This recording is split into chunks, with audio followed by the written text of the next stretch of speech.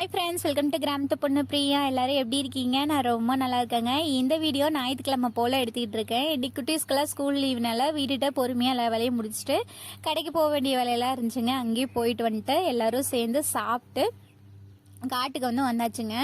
காலையில் பழைய சாப்பாடு இருந்துச்சு, அது தயிர் ஊற்றி நல்லா பிசைஞ்சு அது கூட ஊறுகாய் வச்சு சாப்பிட்டு காட்டுக்கு வந்தாச்சு. மதியம் மட்டன் பிரியாணி செய்யலான்னு சொல்லிட்டு பிளான் பண்ணி வச்சுருக்கோம். அம்மா காலையில் 8 மணி கட்டுமே சாப்பிட்டு வேலைக்கு போயிட்டாங்க. மதியம் சாப்பிட்றதுக்கு வரேன்னு சொன்னாங்க. சரி, அதுக்கெல்லாம் ஆட்டு எல்லாம் வெயின போயிட்டோம் அப்படின்னா வீட்டில் இருக்கிற வேலையை போய் பார்த்துக்கலான்னு சொல்லிட்டுங்க காட்டுக்கு வந்தாச்சு. இங்கே வேலி மசால் தாங்க அறுத்துக்கிட்டு இருக்கேன். இந்த வேலி மசால் நாங்கள் வாங்கும்போது கிலோ 600 சொன்னாங்க விதை.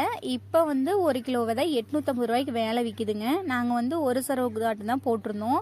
அந்த விதை கொட்டி கொட்டி அப்படியே அங்கங்கே நிறைய விதையாக முளைச்சி போச்சு. ரொம்பவே வசதியாக போச்சுங்க. ஆட்டுக்கு அடுத்து கொண்டு போய் போட்டோன்னா ஒரு இலை கூட விடாதுங்க, சுத்தமாக சாப்பிட்ரும். நான் இப்போ நின்று பூண்டு பிடிக்கிட்டு இருக்கேங்களா, இந்த இடத்துல ஃபுல்லாகவே தீனிப்புல தான் இருந்துச்சு. நம்ம கோழிங்க பண்ணுற வேலை கொத்தி கொத்தி அந்த வேரையே ஃபுல்லாக அழிச்சு விட்டுருச்சு. அதனால ஒவ்வொரு சில இடத்துல பார்த்தோன்னா அந்த வெயில சொட்டை சொட்டையாக இருக்கும். தீனிப்புல் விதை போட்டு முளைச்சி கொஞ்சம் பெருசாக கொண்டு வந்துடுறேங்க. ஆனால் கோழி விட மாட்டேங்குது. 2-3 டைம் இந்த இடத்துல தீனிப்புல் கட்டையும் நறுக்கி வச்சு பார்த்தாச்சு, அதையுமே கோழி விட மாட்டேங்குது. இந்த வெயிலில் நேற்று தண்ணி கட்டி இருந்துக்கிறதுக்கும் நல்ல பூண்டு வந்துச்சுங்க. அந்த பூண்டை மட்டும் கொஞ்சம் பிடுங்கி விட்டு போகலாங்கிறதுக்காக பூண்டு பிடுங்கிட்டு இருந்தேன். பெரிய பாப்பா எப்படா வீட்டு கூட்டிகிட்டு போங்கிற மாதிரி பார்த்துட்டு இருந்தா. வீட்டுகிட்டே இருடானாலும் கேட்கறது இல்லை. லீவ் விட்டானா எங்கே நம்ம போகிறோமோ அங்கெல்லாம் பின்னாடியே திரிவாங்க. குட்டி பையனும் சின்ன பாப்பாவும் மரத்துக்கடியில் உட்காந்து ஏதோ புக்கில் எழுதிட்டு இருந்தாங்க. சரி, நீங்கனாச்சும் நெவுல இருங்க சாமின்னு சொல்லிட்டு அவங்கள நெவுல விட்டுட்டு இவ்வளோ மட்டும் காட்டுகிட்ட வச்சுட்டே வேலை செஞ்சுட்டு இருந்தேன். கொஞ்ச நேரம் கழிச்சு அந்த வாழைத்தாரில் ஒரு குருவி கூடு வச்சிருச்சுங்க. அதில் 2 குருவி பறிச்சிருக்கு. அதை தூக்கி காட்ட சொல்லி பாப்பா ராவடி பண்ணிட்டு இருந்தா. அவங்ககிட்டயே தூக்கி காட்டினேன். அந்த குருவி பார்த்த உடனே குழந்தைங்களுக்கு ரொம்ப சந்தோஷங்க. சின்ன வயசுல இருக்கும்போது நானுமே இந்த மாதிரி வேலையெல்லாம் பண்ணுவோம். அப்போல்லாம் நம்ம அம்மாவை தூக்கி காட்ட சொன்னோன்னா தூக்கி காட்ட மாட்டாங்க, நாம் ஏதாவது பண்ணிடுவோம்னு சொல்லிட்டு. குருவி பார்க்கும்போது ரொம்ப பசியில் இருந்துச்சுங்க. அவங்க அம்மா எங்கேயும் இறத்துறதுக்காக போயிட்டாலாட்டிருக்கு. அதனால நாங்கள் வீட்டில் இருக்கிற சாப்பாடு கொஞ்சமாக எடுத்துகிட்டு பாப்பா வாயில் போட்டுக்கிட்டு இருந்தா. அதுவும் சூப்பராகவே சாப்பிடுச்சு. இந்த குருவிக்கு சாப்பாடு கொடுக்க சொன்னால் இவ கையெல்லாம் நடுக்குதுங்க, எங்கே நம்ம கையை பிடிச்சிருமோன்னு சொல்லிட்டு. அதுக்கப்புறம் நான் வாங்கி சாப்பாடு கொடுத்தேன். அது நல்லா அழகாக சாப்பிட்டுச்சுங்க. பார்க்கறதுக்கே ரொம்ப சந்தோஷமா இருந்துச்சு. ஒரு பருக்கு தான் கொடுத்தேன், அதை சாப்பிட்டு அப்படியே 2 குருவியும் ஒன்றுக்கு மேலே ஒன்று அப்படியே படுத்துக்கிச்சு. பார்க்கறதுக்கே ரொம்ப சந்தோஷமா இருந்துச்சு. அதுக்கப்புறம் நாமளும் தேவையான அளவுக்கு ஆட்டுக்கு தீனி எடுத்துட்டு வீட்டுக்குமே கொண்டு போக வேண்டியதாங்க. வீட்டுக்குள்ள கூட இந்த மாதிரி குழுன்னு இருக்காதுங்க. ஆனா இந்த மரத்துக்கடியில நெகிழ் நல்லா குழுன்னு நல்லா சூப்பரா இருந்துச்சு. குழந்தைங்க பாருங்க எவ்வளவு ஜாலியா உட்காந்துருக்காங்கன்னு சொல்லிட்டு இந்த நெவுல பார்க்கும்போது நாமளுமே என் கூட கொஞ்ச நேரம் உட்காந்து நாயும் பேசலாங்கிற மாதிரி அவ்வளோ ஆசையா இருந்துச்சுங்க. இப்போ நான் எப்போ ஸ்கூல் சேர்த்து விட்டோமோ அதுல இருந்து ஒரு புக்கும் கையுமா தான் தெரியறது. வீட்டில் இருக்கிற நாளைக்கு நல்லா ஜாலியாக விளையாடுறான்னு சொன்னாலும் கேட்கறது இல்லை. அந்த புக்கு ஒன்று எடுத்துக்கிறான், எந்நேரம் பார்த்தாலும் பென்சிலை வச்சு ஏதாவது ஒன்று எழுதிக்கிட்டு பண்ணிக்கிட்டே இருக்கான். சரி, ஏதாவது ஒன்று பண்ணுறான்னு சொல்லிட்டுங்க நாமளும் ஆட்டுக்கு தீனி போடுறதுக்காக வந்தாச்சு. ஆட்டுக்கடி துறையில் ஆடு ஒரு பக்கம் கோழி ஒரு பக்கம்னு சொல்லிட்டு அவங்க பாட்டுக்கு இருந்தாங்க. சரி, நீங்கள் உங்கள் வேலையை பாருங்க, நான் என் வேலையை பார்க்குறேன்னு சொல்லிட்டு வீட்டுக்கு சாப்பாடு செய்யறதுக்காக போயாச்சுங்க. மணி 11 மணிக்கு மேலேயே. லீவ் விட்டால் 3 குழந்தைங்க இருக்கிறதுக்கு ஏதாவது ஒரு விளையாட்டு ஜாலியாக விளாண்டுட்டு இருக்கலாம். ஆனால் நாம் எங்கெங்கே போகிறோமோ அங்கங்கே தாங்க அவங்களும் சுற்றுறாங்க. காலையில் பழைய சாப்பாடு குடிச்சதுக்கு நல்லா பசி எடுத்துக்கிச்சுங்க.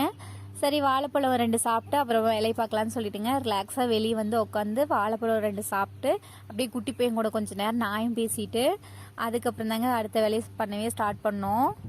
சமையல் ரூமுக்கு போயிட்டு அங்கே இருந்தது பாத்திரமெல்லாம் பழம் சாப்பிட்றத பார்த்துட்டு இன்னொரு பழம் வேணுங்கிற மாதிரி கேட்க ஆரம்பிச்சிட்டான். அந்த பழத்தை சாப்பிட்டு முடிச்சது இன்னொரு பழம் வேணுங்கிற மாதிரி கேட்க ஆரம்பிச்சிட்டான்.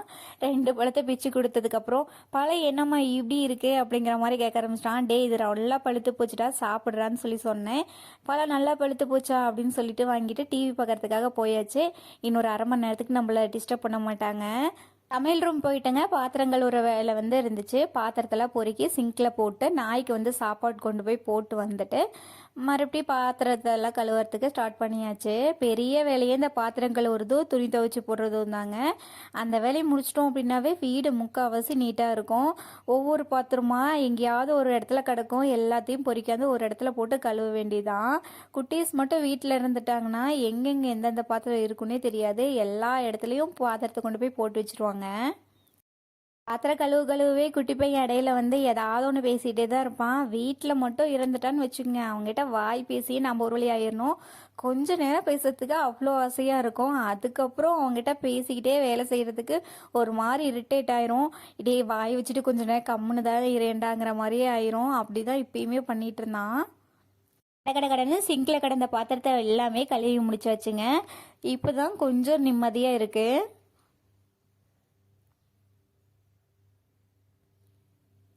அந்த வேலையெல்லாம் முடிச்சதுக்கப்புறம் மட்டன் பிரியாணிக்கு என்னென்ன பொருள் வேணுமோ எல்லாமே எடுத்து திட்டு மேலே வச்சுட்டுங்க. அரிசி ஃபஸ்ட்டு தண்ணியில் ஊற வச்சிடலான்னு சொல்லிட்டு அரிசி வந்து கொட்டிகிட்ருக்கேன். பாஸ்மதி அரிசி வந்து கடையில் வாங்கிட்டு வந்துருந்தேங்க. மல்லிகை கடையில் வாங்கினோம் அப்படின்னா 180 ரூபா போட்டிருக்காங்க. டிமார்ட்டில் வாங்கினோன்னா ரொம்ப கம்மிங்க, 90 ரூபா தான் ரேட் போட்டிருக்காங்க. அப்படி இல்லை அப்படின்னா ஃப்ளிப்கார்ட்டில் ஆர்டர் போட்டோம் அப்படின்னா 95 ரூபாய் ஏதோ தாங்க போட்டிருக்காங்க. ஆனால் கடையில் வந்து அப்படியே டபுள் மடங்கு விலை வந்து விற்கிறாங்க.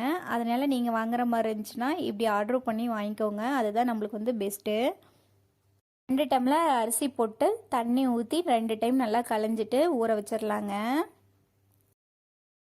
அரிசி களைய தண்ணி எப்பயுமே வேஸ்ட் பண்ண மாட்டேன், ஆட்டுக்கு கொண்டு போய் ஊற்றிடுவேன். அப்படி இல்லை அப்படின்னா பூச்செடிக்கு ஊற்றணும் அப்படின்னா பூச்செடியும் நல்லா வளருங்க. எங்கள் ஊர் பக்கம் தக்காளி கிலோ 40 ரூபாய்க்கு விற்கிது. உங்கள் ஊர் சைடு எவ்வளோக்கு விற்கிதுன்னு சொல்லிட்டு மறக்காமல் சொல்லுங்கள். தேவையான அளவுக்கு தக்காளி வந்து எடுத்துக்கிட்டேன். ஒரு 4 பழத்துக்கு மேலே போட்டோம்னா தான் பிரியாணி நல்லா டேஸ்ட்டாக இருக்குங்க. பிரியாணி செய்கிறதுக்கு என்னென்ன பொருள் வேணுமோ எல்லாமே ஒரு தாம்பூலத்தில் எடுத்து போட்டு கீழே உட்காந்தாச்சுங்க. இன்றைக்கி கொஞ்சம் ரிலாக்ஸாகவே சமைக்கலான்னு சொல்லிட்டுங்க ஃபஸ்ட்டு எல்லாமே கட் பண்ணி வச்சுட்டு அதுக்கப்புறம் சமைச்சோன்னா ஈஸியாக இருக்குன்னு சொல்லிட்டுங்க ஃபஸ்ட்டு தக்காளி கட் பண்ண ஆரம்பிச்சிட்டேன். பழுத்த பழமோ சேர்த்தோன்னா டேஸ்ட் வந்து நல்லா சூப்பராக இருக்கும். நல்லா இது மாதிரி கொல கொலன்னு இருக்கிற பழமாக போட்டோங்கிறப்ப சீக்கிரமாக கரைஞ்சிருங்க, டேஸ்ட்டும் நல்லாயிருக்கும். தக்காளி எறியும் போது எப்பயுமே அந்த கோம்பை கட் பண்ணி சேர்க்குறது வந்து ரொம்ப நல்லதுன்னு சொல்கிறாங்க. நானுமே அப்பப்போ அதை வந்து ட்ரை பண்ணிகிட்ருப்பேன். அப்பப்போ மறந்தாப்புல அப்படியே போட்டுருவோங்க. நான் எந்த வேலை செஞ்சாலும் சரிங்க, என் கூட முதல்ல யார் இருப்பாங்கன்னா பெரிய பாப்பா தான் இருப்பா. அவள் இஞ்சி பூண்டு பேஸ்ட்டு தட்டி தரமான்னு சொல்லிட்டு அதை வந்து தட்டி கொடுத்துட்டு இருந்தான். அதுக்கப்புறம் குட்டி பையனும் வந்து உட்காந்துக்கிட்டான். வாய் பாருங்க எப்படி பல்ல கட்டி சிரிச்சிட்டு இருக்குன்னு சொல்லிட்டு ஏதாவது ஒரு பேசிக்கிட்டு நல்லா ஜாலியாக இருப்பாங்க. அவங்க கூட இருந்தால் டைம் போகிறதே தெரியாது. ஏதாவது ஒரு குரங்கு சேட்டை பண்ணிக்கிட்டே தான் இருக்கும். காய்கறியெல்லாம் கட் பண்ண ஆரம்பிக்கும் போதே மணி 12 மணிக்காட்ட ஆயிடுச்சு. மாமாவுக்கு 1 to 2 வந்து சாப்பாடு டைம் வந்து விடுவாங்க. அந்த டைமுக்குள்ளே நம்ம ரெடி பண்ணிட்டோம்னா வந்து சாப்பிட்டு போயிடுவாங்க. பார்க்கலாங்க என்ன பண்ணுறோன்னு சொல்லிட்டு. ரொம்ப நாளாக நம்ம சேனலில் லாங் வீடியோ போடுறதில்ல, வீடியோவே ஏன் வரதில்லைன்னு சொல்லிட்டு நிறைய பேர் கேட்டுகிட்டே இருக்கீங்க. ஒரு சில ரீசன்னால என்னால் போட முடியல. அது என்ன ரீசன்னு சொல்லிட்டு எனக்கு சரியாக சொல்லவும் வரல. இனிமேல் என்னால் முடிஞ்ச அளவுக்கு வாரத்தில் ஒரு லாங் வீடியோ போகிறதுக்கு ட்ரை பண்ணுறேங்க. ஷார்ட்ஸ் வந்து டெய்லியுமே அப்லோட் பண்ணுறதுக்கும் ட்ரை பண்ணுறேன். ஏன் மூஞ்சியில் ஒரு மாதிரி போகுதுன்னு தானே யோசிக்கிறீங்க. வெங்காயம் வந்து கட் பண்ணிகிட்ருக்கேன். அந்த வெங்காயம் கட் பண்ணுவோம் இல்லைங்களா, அந்த கட்டர் வச்சு கட் பண்ணிகிட்ருக்கேன். அது ஒரு மாதிரி வெளியே வரவும் உள்ளே போங்கிற மாதிரி இருக்குது. அதனால தான் மூஞ்சி அப்படி போகுது. வெங்காயம் எல்லாம் கட் பண்ணி முடிச்சதுக்கப்புறம் மிளகாய் கட் பண்ணலான்னு சொல்லிட்டு கட் பண்ணிகிட்டு இருக்குங்க. நிஜமாலுமே இந்த கட்டர் வந்து ரொம்பவே யூஸ்ஃபுல்லாக இருக்குங்க. கண்டிப்பாக நீங்களும் வாங்காத இருந்தீங்கன்னா வாங்கிக்கோங்க. நான் வந்து ஃப்ளிப்கார்ட்டில் தான் வாங்கியிருந்தேன். 150 ரூபான்னு நினைக்கிறேங்க. சூப்பராக இருக்குங்க. காயெல்லாம் கட் பண்ணுற மாதிரி இருந்துச்சுன்னா கொஞ்ச நேரத்தில் ஈஸியாக வேலை முடிஞ்சிருது. இதே கத்தியில் வச்சு கட் பண்ணணும்னா ரொம்ப நேரம் ஆகும். உங்களுக்கு இந்த கட்டர் வேணும்னா மேலே டேக் ப்ராடக்ட்டில் பின் பண்ணி வைக்கிறேன், போய் செக் பண்ணி பாருங்கள். ரொம்பவே யூஸ்ஃபுல்லாக இருக்குங்க. இது வந்து ப்ரொமோஷன்லாம் இல்லை, இது நிஜமாலுமே நல்லாயிருக்கு. உங்களுக்கு வேணும்னா கண்டிப்பாக வாங்கி யூஸ் பண்ணி பாருங்கள், ரேட்டும் கம்மி தாங்க. அடுத்து இஞ்சிக்கு மேலே இருக்கிற தோலில் சீவிட்டு அதை போட்டு தட்டி எடுத்துக்கலாங்க. அரைச்சி போட்டோம்னா தனி டேஸ்ட்டாக இருக்கும், தட்டி போட்டோம்னா அது தனி டேஸ்ட்டாக இருக்கும்.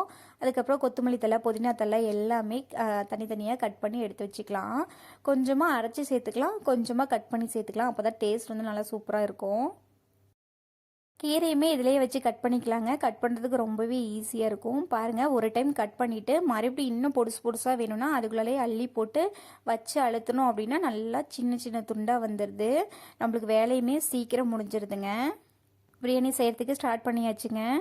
ஃபஸ்ட்டு எடுத்து வச்சுருக்கிற பொருள் எல்லாமே மிக்ஸி ஜாரில் சேர்த்து நல்லா கொரப்பாக அரைச்சி எடுத்துக்கலாம். இது மாதிரி அரைச்சி சேர்த்திங்க அப்படின்னா பிரியாணி நல்லா வாசமாக சூப்பராக இருக்குங்க. ஒரு மாதிரி சுருக்குன்னு இருக்கும், சாப்பிட்றதுக்கு டேஸ்ட் சூப்பராக இருக்கும். தேவையான அளவுக்கு எண்ணெய் ஊற்றிட்டு நான் வந்து நெய் ஒரு குழிக்கரண்டியில் ஒரு குழிக்கரண்டி வந்து நெய் சேர்த்துக்கிறேன். எண்ணெய் நல்லா காஞ்சதுக்கப்புறம் பிரிஞ்சி இலை சேர்த்துட்டு அது கூட வெங்காயத்தை சேர்த்து நல்லா வதக்கலாம். இது கூடவே ஒரு 4 பச்சை மிளகாய் சேர்த்துருக்கேங்க. ஒரு 2 டேபிள் ஸ்பூன் காட்டும் இஞ்சி பூண்டை வந்து தட்டி சேர்த்துருக்கேன். சேர்த்துட்டு நல்லா வதக்கி விட்டுக்கலாங்க. இது கூடவே ஒரு கைப்பிடி காட்டும் புதினா கொத்தமல்லி தழை வந்து கட் பண்ணி வச்சுருந்தோம் இல்லைங்களா, அதையும் சேர்த்துக்கலாம். சேர்த்து நல்லா வதக்கினதுக்கு அப்புறம் தக்காளி சேர்த்து அதையும் நல்லா வதக்கி விட்டுக்கலாங்க. தக்காளி பழம் வந்து நல்லா பழுத்த பழமாக சேர்த்தோம்னா டேஸ்ட் நல்லா சூப்பராக இருக்குங்க. அந்த புளிப்பு டேஸ்ட் வந்து நல்லாயிருக்கும். இது கூடவே நம்ம எடுத்து வச்சு அரைச்சோம் இல்லைங்களா, அந்த மசாலாவையும் சேர்த்துக்கலாம். அந்த மசாலா சேர்த்து நல்லா வதங்கினதுக்கப்புறம் கொஞ்சமாக புதினா தலையும் கொத்தமல்லி தலையும் மிக்ஸி ஜாரில் சேர்த்து அரைச்சி அதையும் சேர்த்துக்கலாங்க. சேர்த்து நல்லா வதக்கினதுக்கப்புறம் பிரியாணி மசாலா தூள் வந்து உங்கள் காரத்துக்கு ஏற்ப சேர்த்துக்கோங்க. அது கூட கொஞ்சமாக சில்லி மசாலா தூளும் சேர்த்துக்கலாம். கொஞ்சமாக காஷ்மீரி தூளும் சேர்த்துக்கலாங்க. எல்லாமே சேர்த்துட்டு நல்லா வதக்கி விட்டுக்கலாம். பச்சை வாசம் போகிற அளவுக்கு நல்லா வதக்கிக்கலாங்க. தயிர் ஒரு 2-3 டேபிள் ஸ்பூன் கடை சேர்த்துக்கிட்டேங்க. இது கூடவே மட்டன் வந்து ஒரு 1/4 கிலோவுக்கு மேலே சேர்த்துருக்கேன். 1/2 கிலோவுக்கு பக்கமாக இருக்குங்க. அந்த அளவுக்கு வந்து மட்டன் சேர்த்துருக்கேன். அந்த மசாலா கூட நல்லா போட்டு பெரட்டி விட்டுட்டு கறி முழுகிற அளவுக்கு தண்ணி ஊற்றிட்டு விசில் போட்டு ஒரு விசில் விட்டு எடுத்துக்கோங்க. மட்டன் நல்லா வேகட்டும். ஒரு விசில் விட்டு எடுத்ததுக்கப்புறம் பாஸ்மதி அரிசிக்கு ஒரு டம்ளர் அரிசிக்கு 1.5 டம்ளர் தண்ணி சேர்த்து தேவையான அளவுக்கு உப்பு சேர்த்து எலுமிச்சை சாறு வந்து கொஞ்சமாக விட்டுங்க. 2 விசில் விட்டு எடுத்துக்கலாம். நல்லா சூப்பரான மட்டன் பிரியாணி ரெடிங்க.